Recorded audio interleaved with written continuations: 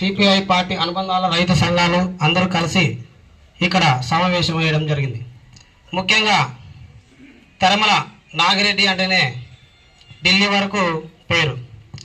ఆ పేరు ఎలా వచ్చింది? చాలామంది తల్లి గర్భంలో పుడతాము, తర్వాత మరణిస్తాం.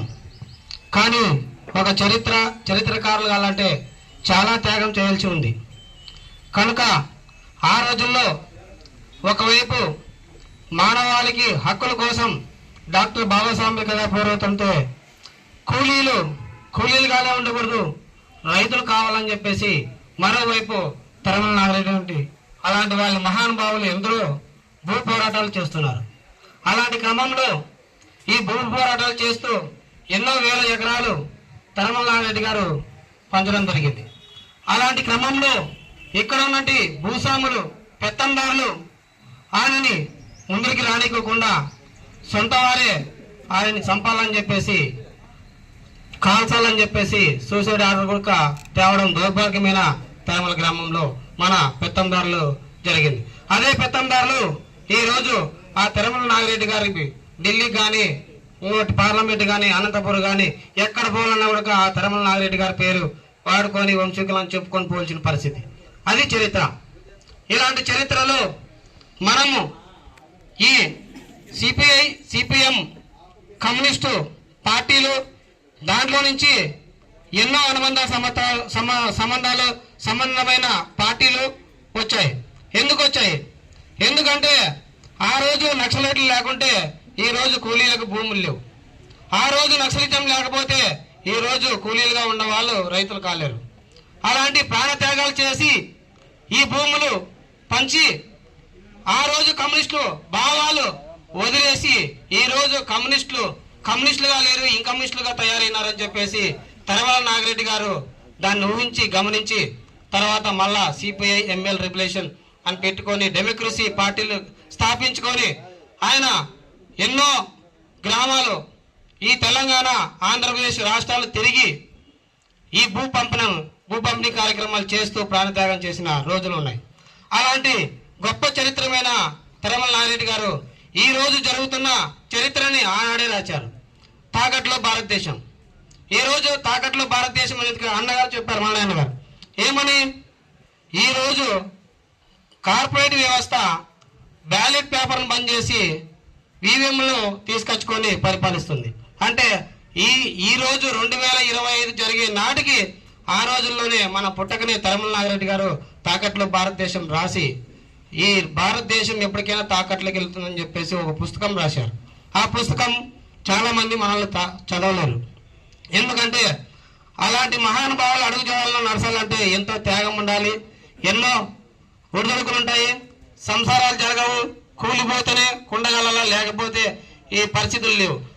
ప్రస్తుతం మన పక్కనున్న గాలదిన్న మండలం వరకు వేల ఎకరాలు, వందల ఎకరాలు పేదలకు పంచిన పరిస్థితులు ఉన్నాయి. కానీ ఈ సింగనమల నియోజకవర్గంలోకి వస్తేనే మొత్తం భూములన్నీ భూజవ పెత్తందారి చేతుల్లో ఉన్నాయి. నిరుపేదలకి భూములు లేవు. ఎందుకంటే ఇక్కడ తెరమల నాగిరెడ్డి గారిని ఆ విధంగా అణిచివేయబడ్డారు. ఎందుకంటే తెరమల నాగిరెడ్డి గారిని ఇక్కడ ఆచరించలేదు. ఎందుకంటే తెరమల నాగిరెడ్డి గారికి ప్రతి ఒక్కరు వ్యతిరేకమైనది. ఎవరైతే మన తాత ముత్తాతలు ఉన్నారో వాళ్ళు కూడా తెరమల నాగిరెడ్డి గారికి వ్యతిరేకంగా నడిచారు.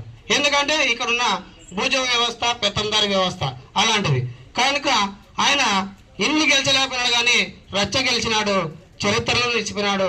వేల ఎకరాలు, వందల ఎకరాలు భూ పంపిణీ చేసి తెరమల నాగిరెడ్డి అంటేనే భారతదేశంలోనే మొదటి స్థానంలో వచ్చిన వ్యక్తి. అలాంటి మహానమైన వ్యక్తులు మన తెరమల గ్రామంలో పుట్టినందుకు మనం కూడా ఎంతో గౌరవపడుతున్నాం. ఎక్కడికన్నా పోతే నేను చాలా మీటింగ్లు పోయాను, విజయవాడ పోయినా, గుంటూరు పోయినా, తర్వాత ఏ జిల్లాలో పోయినా కూడా ఏ ఊరు అంటే తెరమల అని చెప్తాం. ఆ తెరమల అంటే తెరమల నాగిరెడ్డి ఊరా మీద అంటారు. అలాంటి గొప్ప వ్యక్తి పుట్టిన గ్రామంలో పుట్టి ఈ రోజు ఆ గ్రామము భూములు లేక తాగుడుకు బానిసలై తర్వాత అక్కడ ఉన్నటువంటి అంటే చూడు అంటే మటకాలు కావచ్చు, ఇసుపెట్టాకలు కావచ్చు, ఇలాగా తయారయ్యి తెరమల నాగిరెడ్డిని మర్చిపోయి ఇంకా వేరే మోసపూరిత జెండాలను, ఎర్ర జెండాలను మోస్తూ అక్కడ ఉన్నటువంటి పబ్బం గడుపుకుంటూ రాజకీయ నాయకులు తొత్తులుగా ఉంది వెళ్ళిపోతున్నారు. కానీ తెరమల నాగిరెడ్డి గారి సిద్ధాంతం అది కాదు. తెరమల నాగిరెడ్డి సిద్ధాంతం అంటే నిరుపేదకి న్యాయం చేయాలి. ఉన్నత వర్గం లేని వర్గం, ఆయన విషయంలో కులాలు లేవు, మతాలు లేవు, ఉండేదల్లా ఒకటే ఉన్నత వర్గం లేని కుటుంబం. ఉన్నత వర్గం నుంచి లేని కుటుంబానికి పెట్టాలి. ఇలా ఎంతమంది తెలుసుకుంటున్నారు? కనుక ప్రతి ఒక్కరూ ఈ సిపిఐ ఎంఎల్ డెమోక్రసీ పార్టీకి ప్రతి ఒక్కరు సపోర్ట్ చేయాలా, ఆ పార్టీ విధి విధానాల్లో నడవాలా, తర్వాత ఆ పార్టీకి మనం కష్టపడాలా, మనమే రూపాయి కూడబెట్టుకొని ఒక రీతిలో తీసుకొచ్చుకొని తిరుమల నాగిరెడ్డి గారి పేరు చరిత్రలో ఎక్కించాలా. ఆల్రెడీ ఆయన చరిత్ర ఎక్కారు, కానీ ఆయన అడుగు జనాలు ఆయన సిద్ధాంతాలు వెనుకబడినాయి.